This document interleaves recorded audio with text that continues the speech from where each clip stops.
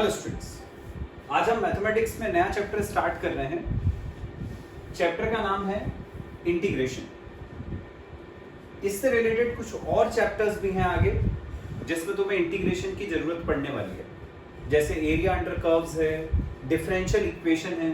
जब तक तुम्हें इंटीग्रेशन नहीं आएगा तब तक वो वाले चैप्टर्स भी नहीं आएंगे। ठीक है, तो इसको अपन को ध्यान से करना है क्योंकि इसके ऊपर बेस्ड आगे और चैप्टर्स भी आने वाले हैं। सबसे पहले तो अपन ये मतलब समझते हैं कि इंटीग्रेशन का मतलब क्या होता है। इंटीग्रेशन जो है इसका मतलब होता है anti derivative. Anti derivative, anti derivative मतलब डेरिवेटिव का उल्टा। डेरिवेटिव मतलब डिफरेंशिएशन, तो डिफरेंशिएशन का उल्टा एंटी डेरिवेटिव होता है और वही एंटी डेरिवेटिव इंटीग्रेशन कहलाता है। एक एग्जांपल से समझाता हूं। जैसे मान लो x टू द पावर 4/4, मैं बोलूं कि इसका डिफरेंशियल बताओ क्या होगा, तो इसका डिफरेंशिएशन क्या होगा। अपॉन वाला 4 है वो तो कांस्टेंट, उसको हमने बाहर निकाल लिया। x टू द पावर 4 का डिफरेंशियल 4x³। ये 4 से ये 4 कट गया, मतलब क्या आ गया, d/dx x4/4 इक्वल टू हो गया x³। मतलब x4/4 का डेरिवेटिव x³ है। ठीक है, d/dx मतलब डिफरेंशिएशन, उसी को अपन बोलते हैं डेरिवेटिव। तो डेरिवेटिव ऑफ x4/4 ये हो गया x³। यदि ये जो वर्ड डेरिवेटिव है इसको मैं उस तरफ ले जाऊंगा तो ये वहां जाकर हो जाता है एंटी डेरिवेटिव। मतलब मैं कह सकता हूं कि x4/4 इक्वल टू डेरिवेटिव को उधर ले गए तो ये हो गया anti derivative. Anti derivative of x³। ठीक है, इसका मतलब यदि x4/4 का डेरिवेटिव x³ है तो x³ का एंटी डेरिवेटिव x4/4। अब मैंने क्या बोला कि जो एंटी डेरिवेटिव है वही इंटीग्रेशन होता है। इसका मतलब ये जो एंटी डेरिवेटिव है उसकी जगह पर मैं इंटीग्रेशन लिख सकता हूं। ये इंटीग्रेशन का साइन होता है। x³ को ऐसी रखा। यदि फंक्शन x का है तो हमें यहां dx लिखना होता है, जो इंडिकेट करता है कि x यहां पर वेरिएबल है। जैसे डिफरेंशिएशन में d/dx लिखना पड़ता है, वैसे इंटीग्रेशन में x के फंक्शन के लिए dx लिखना पड़ता है। तो x³ का इंटीग्रेशन हो गया x4/4। आगे समझ में। अब यदि मान लो x4/4 नहीं होता, यदि होता x4/4 + 5, यदि मैं इसका डिफरेंशिएशन निकालूं तो देखें क्या आएगा। x4 का 4x³, नीचे 4 ऐसे ही है, 5 कांस्टेंट है उसका 0, 4 से 4 कट गया, फिर x³ आ गया। तो यदि x4/5 का डेरिवेटिव x³ है मतलब x³ का इंटीग्रेशन ये हो गया। पिछली बार जैसे x4/4 का डेरिवेटिव x³ आया था तो हमने बोला था x³ का इंटीग्रेशन x4/4 है। उसी तरह से यदि इसका डेरिवेटिव ये है मतलब उसका एंटी डेरिवेटिव या उसका इंटीग्रेशन ये हुआ। तो इंटीग्रेशन ऑफ x³ dx आ गया x4/4 + 5,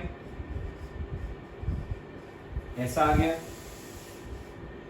तो अब देखो x³ का इंटीग्रेशन हमने यहां लिखा, तो हमने बोला x³ का इंटीग्रेशन है x4/4। उसी एक्स क्यूब का इंटीग्रेशन यहां आ रहा है x4/4 + 5, ऐसा आ रहा है। मतलब एक्स क्यूब के इंटीग्रेशन के 2 आंसर आ गए। मान लो मैं x4/4 5 की +5 की जगह कुछ और ले लूं। मान लो मैंने लिया x4/4 + 7, उसका डिफरेंशिएशन निकालूं तो ये आएगा 4x³ अपॉन 4 + 0, ये कट गया। तो x4/4 + 7 का डिफरेंशियल ये आ रहा है, मतलब इसका इंटीग्रेशन ये हो गया। तो इंटीग्रेशन ऑफ x³ हो गया x4/4 + 7।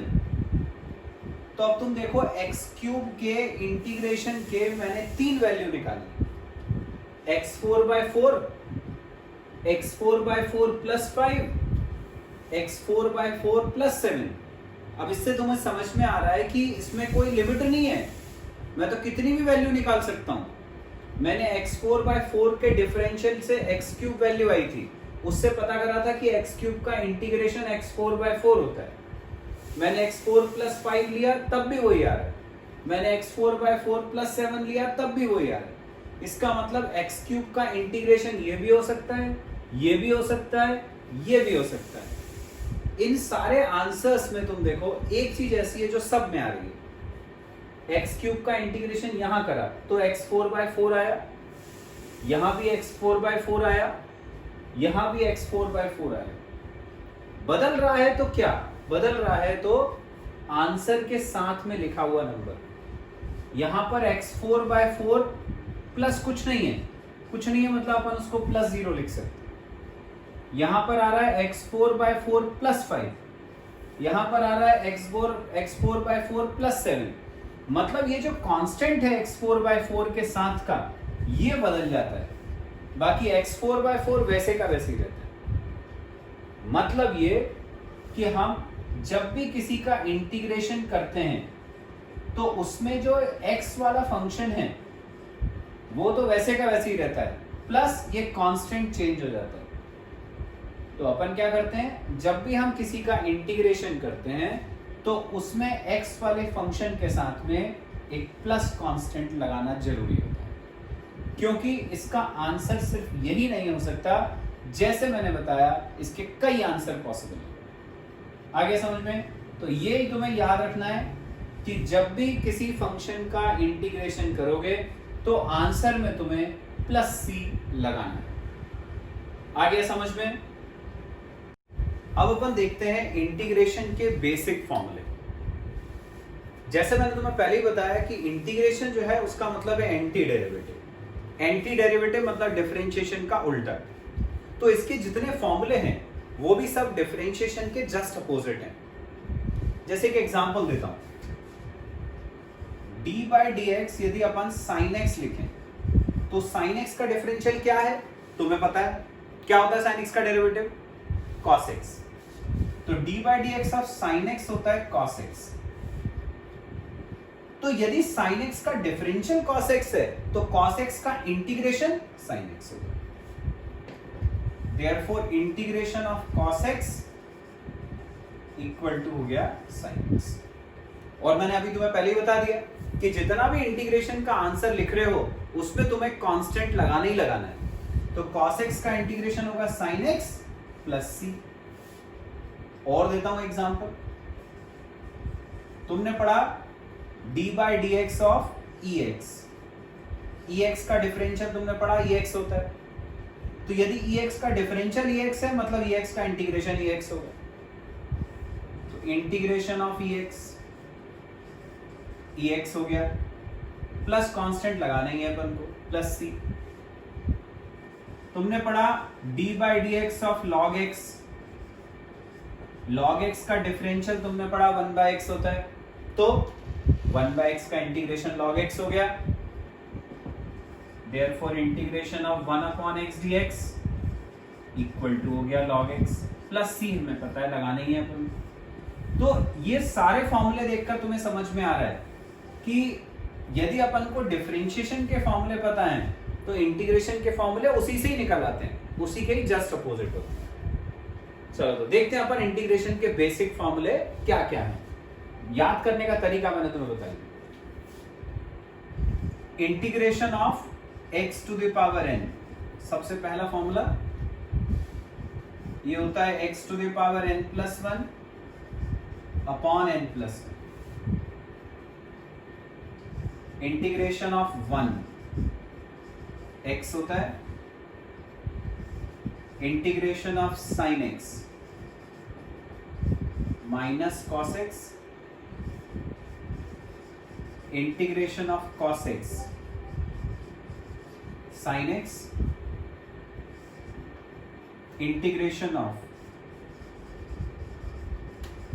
टेन एक्स का इंटीग्रेशन log sec x, integration of cosec x, ये होता है minus log cosec x plus cot x, integration of sec x, ये होता है log sec x plus tan x, integration of e to the power x, e to the power x, integration of a to the power x, ये होता है a to the power x upon log a to the base e, integration of sec square x dx, ये होता है tan x। मैं plus C नहीं लिख रहा हूं क्योंकि तुम्हें पहले बता चुका हूं, वो तो आना ही आना है, सभी में आता है।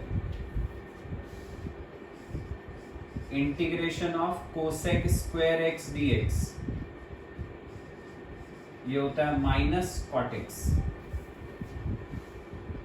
ये इंटीग्रेशन के बेसिक फॉर्मूले हैं। सभी फॉर्मूले ऐसे हैं जिनमें यदि तुम राइट साइड को डिफरेंशिएट करोगे तो लेफ्ट साइड आ जाती है। ठीक है, जैसे cos x का डिफरेंशियल माइनस साइन x होता है, minus minus plus sign x है, ये आ जाएगा।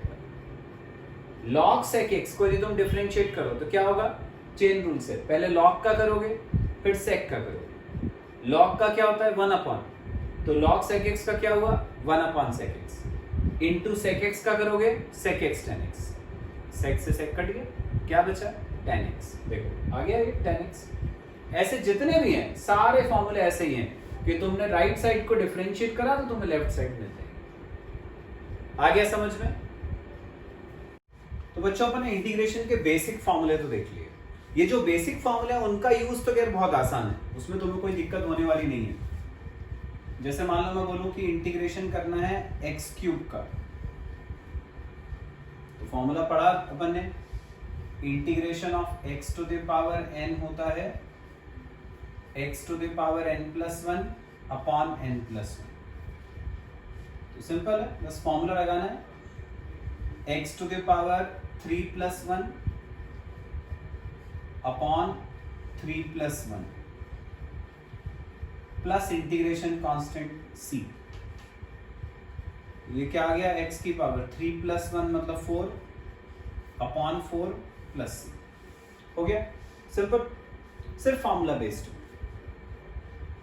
मान लो इंटीग्रेशन करना है 5x टू द पावर 4 का, जैसे डिफरेंशिएशन में करते थे कांस्टेंट को बाहर रखना है, वैसे यहां पर कांस्टेंट को बाहर रख दिया, कांस्टेंट का कुछ नहीं करना था।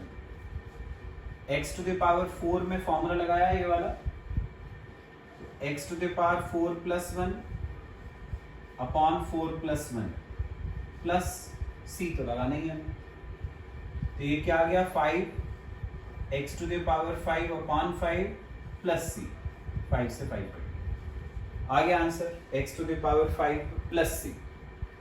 और करके देखें, मान लो हमें करना है integrate x to the power 4 plus 5x plus 6 dx, इसको इंटीग्रेट करना है, एक एक का करते जाएंगे।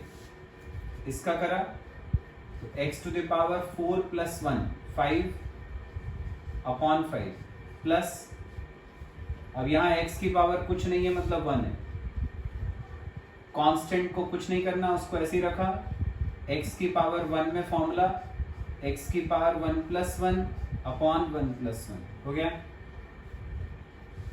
प्लस अब 6 का इंटीग्रेशन करना, तो अपन ने क्या पढ़ा था, 1 का इंटीग्रेशन x होता है। तो यदि मान लो जैसे अपन को 6 का इंटीग्रेशन करना है तो क्या होगा, 6 को बाहर निकाल लिया, कांस्टेंट है, जब 6 को बाहर निकालोगे तो अंदर तो 1 बचेगा ना, 1 का इंटीग्रेशन x होता है, तो ये क्या आ गया 6x।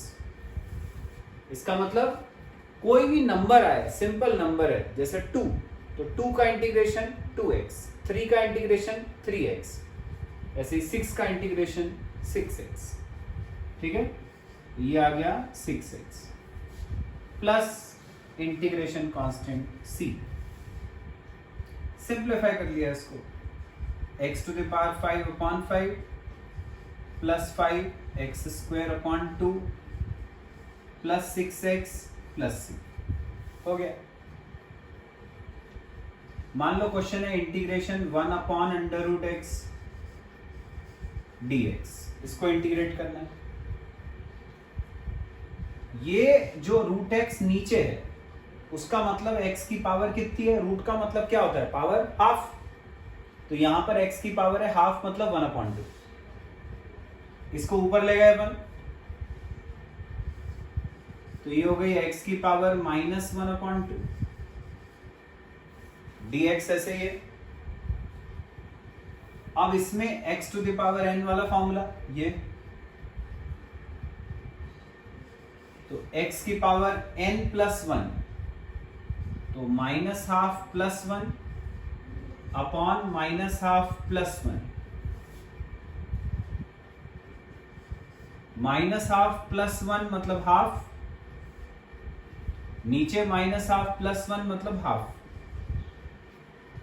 तो ये जो 2 नीचे है ये ऊपर चला जाएगा, तो ये हो गया 2, x की पावर हाफ मतलब रूट x प्लस c, आ गया answer 2 root x plus c।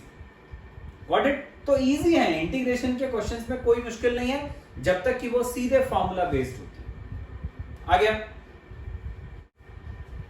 तो बच्चों अपने बेसिक फॉर्मूले देख लिए, उनको यूज कैसे करना है वो मैंने बता दिया। अभी तक जो इंटीग्रेशन हमने देखा बहुत आसान था, सीधे फॉर्मूला बेस्ड है।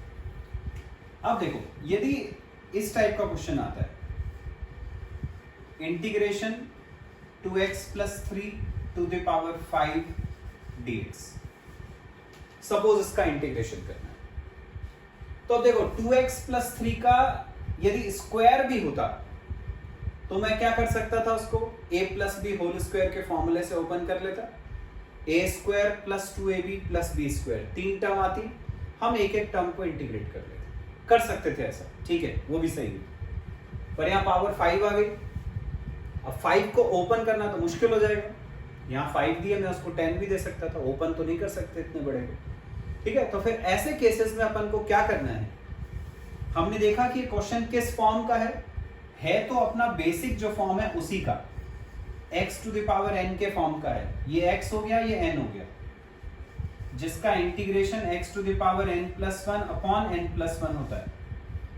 तो हम यही फॉर्मूला डायरेक्ट लगाएंगे, x की जगह पर ये आ रहा है पूरा 2x प्लस 3 और n की जगह पर 5 आ रहा है, लगाया अपन ने फॉर्मूला, x की जगह मैंने बोला 2x प्लस 3 आ रहा है पूरा, n प्लस 1, n की जगह पावर 5 आ रही थी, तो 5 प्लस 1 6 अपॉन 6, ठीक है, कर लिया integration, plus integration constant c लग गया। लेकिन ये आंसर अभी पूरी तरह से सही नहीं है, इसमें हमें अभी एक काम और करना है, वो काम क्या है वो बताता हूं। सिंपल इंटीग्रेशन करा अपन ने फॉर्मूले से, बस एक ध्यान रखना है कि जो x का कोफिशिएंट है, जो x के सामने वाला नंबर है, उससे डिवाइड भी करना है। जैसे यहां पर x के सामने 2 था, तो इंटीग्रेशन करने के बाद उस 2 से डिवाइड भी करना है। ये अपन को ध्यान रखना है। तो क्या आ गया अपना फाइनल आंसर? 2x प्लस 3 की पावर 6 अपॉन 12 प्लस c। अब आ गया अपना फाइनल आंसर। आगे समझ में? तो ध्यान ये रखना है कि जो भी x के सामने नंबर हो उससे अपन को डिवाइड करना है। लेकिन ये जरूरी है कि ये जो फंक्शन है वो लीनियर होना चाहिए। ये जो x का फंक्शन है वो लीनियर होना चाहिए, मतलब उसमें x की पावर 1 से ज्यादा नहीं होनी चाहिए। फॉर एग्जाम्पल जैसे मान लो 3x प्लस 5 की पावर 7 है, इसका इंटीग्रेशन करना है, तो यही वाले फॉर्मूले से करेंगे। x to the power n का फॉर्मूला, ये x हो गया, ये n हो गया, तो x की पावर n प्लस 1, तो 3x प्लस 5 की पावर 7 प्लस 1 8 अपॉन 7 प्लस 1 8। ये इंटीग्रेशन हो गया। अब क्या बोला था मैंने? जो x के सामने आए उससे डिवाइड।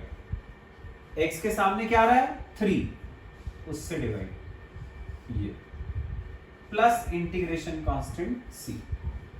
तो फाइनल आंसर हो गया 3x प्लस 5 की पावर 8 नीचे 24 प्लस c। आ गया अपना फाइनल आंसर। सेम चीज जो है वो हम कर सकते हैं यदि साइन, कॉस, ट्रिग्नोमेट्रिक फंक्शन है। जैसे साइन ax प्लस b, इसका इंटीग्रेशन करना है। तो मैंने जो बेसिक फॉर्मूले बताया उसमें बताया साइन x का इंटीग्रेशन माइनस कॉस x होता है। तो साइन, ये पूरा x हो गया अपना, इसका इंटीग्रेशन माइनस कॉस x, ये आ गया, divided by the coefficient of x। अब x का कोफिशिएंट क्या है? a, तो a से डिवाइड कर दिया। आगे आंसर प्लस c सभी में लगेगा। अब एक चीज ध्यान रखना है अपन को कि ये जो मैंने बोला x के कोफिशिएंट से डिवाइड करना है, ये सिर्फ लीनियर फैक्टर के केस में करना है। मतलब यदि क्वेश्चन ऐसा आ गया 3x स्क्वायर प्लस 5 की पावर 7, ये ऐसा आ गया, तो इसमें ये वाला मेथड तुम नहीं अप्लाई कर सकते क्योंकि ये लीनियर नहीं है, ये क्वाड्रेटिक हो गया। तो इसको कैसे सॉल्व करोगे? फिर इसमें ये वाला मेथड तो नहीं लग रहा। तो अब इसको सॉल्व करने का तुम्हारे पास एक ही ऑप्शन है, 7 पावर तक इसको ओपन करना पड़ेगा। ठीक है, ओपन कैसे करेंगे अपन? बाइनोमियल से। बाइनोमियल से पहले ओपन करेंगे और फिर उसके बाद उसका इंटीग्रेशन करेंगे। तो ये जो मैंने अभी मेथड बताया, ये ध्यान रखना, ये सिर्फ लीनियर के लिए है। हम ऐसे डिफिकल्ट क्वेश्चन जो है वो और करेंगे बाद में, लेकिन अभी मैं तुम्हें ये बता रहा हूं कि लीनियर कंसेप्ट, लीनियर वाले जो है उनमें x के कोफिशिएंट से अपन को डिवाइड करना होता है। आ गया समझ में? अब अच्छा देखो, जैसे ये है क्वेश्चन, इसका इंटीग्रेशन करना है। इसमें 3 टर्म्स आ रही हैं, 1, 2 और 3। तो अपन क्या करें? सबसे पहले तो इन तीनों को अलग अलग करके हम 3 इंटीग्रेशन बना लेते हैं। Integration 2 to the power x dx, ये एक इंटीग्रेशन हो गया, plus integration 5 upon x dx, ये दूसरा हो गया, माइनस 1 अपॉन x की पावर 1 अपॉन 3 dx, ये तीसरा। तो हमने पूरे क्वेश्चन को ऐसे 3 इंटीग्रेशन में डिवाइड कर दिया। तो जब भी प्लस या माइनस आए तो तुम इंटीग्रेशन को अलग अलग पार्ट्स पे डिवाइड कर लेना। अब इसका इंटीग्रेशन, तो देखो अपन ने फॉर्मूला पढ़ा है a to the power x का, a to the power x का इंटीग्रेशन होता है a to the power x upon log a to the base e. यहां पर ए कोई भी नंबर हो सकता है, जैसे 2 टू द पावर एक्स है तो उसका इंटीग्रेशन हो जाएगा 2 to the power x upon log 2। 3 to the power x है तो उसका इंटीग्रेशन हो जाएगा 3 to the power x upon log 3। ठीक है, तो अपने पास यहाँ पे 2 टू द पावर एक्स है तो उसका इंटीग्रेशन इस फॉर्मूले से 2 to the power x upon log 2 हो गया। तो अपन इसकी जगह पर ये वाले फॉर्मूले से आंसर लिख देते हैं। तो इसका इंटीग्रेशन तो अपन ने कर लिया 2 to the power x upon log 2 to the base e. तो ये वाला इंटीग्रल तो सॉल्व हो गया। अब ये जो भी कांस्टेंट आता है हमने पढ़ा, हम उसको इंटीग्रेशन के बाहर निकाल सकते हैं। 5 को बाहर निकाला, अंदर बचा 1 अपॉन एक्स, ये 1 अपॉन एक्स dx। ठीक है, माइनस ये x जो यहां अपॉन में आ रहा है इसको ऊपर ले जाते हैं, तो ये हो गया x की पावर -1 अपॉन 3 dx। वैसे ही अब इसका इंटीग्रेशन करना है और इसका करना है। इसको तो अपन कर चुके थे, उसको हमने कुछ नहीं करा। ये 2 to the power x upon log 2 to the base e, ये तो सॉल्व हो चुका है, उसको ऐसे कैसे कॉपी करते हैं। 1 अपॉन x का इंटीग्रेशन का फॉर्मूला पढ़ा अपन ने। 1 अपॉन x का इंटीग्रेशन log x होता है, बताया था क्यों, क्योंकि log x का डिफरेंशियल 1 अपॉन x होता है। तो इसका इंटीग्रेशन हो गया log x, 5 बाहर पहले से ही था तो ये हो गया 5 log x माइनस, अब बचा इसका इंटीग्रेशन। तो हमने इंटीग्रेशन में सबसे पहला फॉर्मूला जो पढ़ा x to the power n का integration, x to the power n+1 upon n+1, वो इसमें लगा सकते हैं जहां n की जगह पर ये आ रहा है। तो x to the power n+1 तो -1 अपॉन 3+1 अपॉन -1 अपॉन 3+1, ये लगा दिया फॉर्मूला। तो फाइनल आंसर हो गया हमारा 2 to the power x upon log 2 plus 5 log x to the base e minus x to the power, या एलसीएम लिया तो 3 - 1 2/3, नीचे 3 - 1 2/3, तो अपॉन वाला 3 ऊपर आ गया ये। तो ये हुआ हमारा फाइनल आंसर। प्लस सी तो लगाने ही अपन को हर आंसर में, प्लस सी। आ गया समझ में?